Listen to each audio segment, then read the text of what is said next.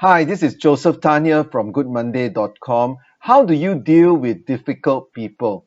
Well, dealing with difficult people actually comes with the mindset that there is no such thing as difficult people. There really is no such thing as difficult people. There are only people who are misunderstood. So if you come from this perspective that in dealing with difficult people, it is not really about the difficulty in the difficult people, but in people who are misunderstood. It is the misunderstanding that lead to the perceived difficulty. So if we focus on the root cause of misunderstanding, we are a step closer to dealing with difficult people. Let me explain. We begin by looking at the word understanding. The word understanding is comprising of two words, under and stand. So we need to switch this around. In order to understand someone, we need to find out what do we stand under. What principle should we stand under to guide us in order to deal with not difficult people, mind you, but misunderstood people? So we need to find out what is that principle that we need to stand under so that we are subjected to this principle, and this principle will motivate us to want to better understand the other person. So I'd like to introduce to you the principle of understanding the intention behind the action. That's right, the intention behind the action. Think about it. Most of the time when people misjudge our action and they misinterpret our action, our defense would be, hey, that wasn't my intention. I didn't intend to do it that way. So from a selfish perspective, we tend to want others not to judge us by our action, but to judge us by our intention. We kind of hope that people would look past our action and understand what is our intention. So we must apply this golden rule to the difficult person as well. In as much as we want others to understand our intention, we should also stand under this principle of understanding the intention of the difficult person. Then we will end up understanding him or her rather than misunderstanding. But how does this work? A person's intention has a lot to do with his motivation. What is it that motivates him?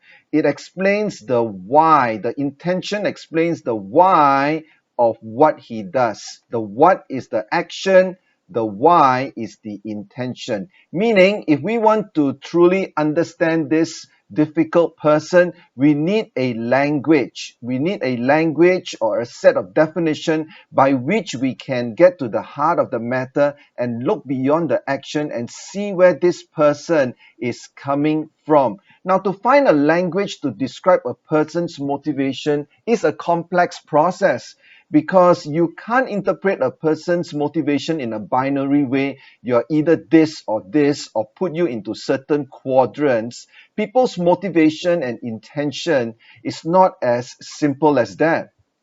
This is where the Clifton Strengths Assessment come in, because the Clifton Strengths Assessment with its 34 descriptors actually offer 33 million variations by which a person's motivation can be described. That's 33 million. That means that the description of the motivation given by the Clifton Strengths Report is uniquely designed for you. In my many coaching situations and workshops that I've conducted so far, and I've conducted a lot, I've not found two persons with exactly the same description of their motivation or intention behind the action, which kind of rings true because each person is unique in his or her own right, and this person longs to be understood. And if people do not understand them, and if this misunderstanding happens long and persisting enough, it leads to them, unfortunately, being difficult. Now, they are being difficult not because they want to be, but because understanding has not been received. And understanding has not been received because people don't see where they are coming from. And when people don't see what they are coming from, it's because people lack a language to describe motivation. And that's why a tool like the Clifton Strengths Assessment come in handy, because it describes a person beyond just the surface, beyond the action, and you can get to know the heart behind the action. And when you understand a person's intention and begin to say the seven magic words, what are the seven magic words? I see where you are coming from. I see where you are coming from. And when you're able to say that on a consistent basis, I see where you are coming from, then the misunderstanding will be minimized and understanding would increase, and dealing with difficult people will be relatively easier, because we seek first to understand, then only to be understood. Think about it. This is Joseph Tan here from goodmonday.com. Thanks for watching. If you're interested in my leadership development programs or my coaching services, check out the website goodmonday.com. If you like this video, well, click subscribe and give it a thumbs up.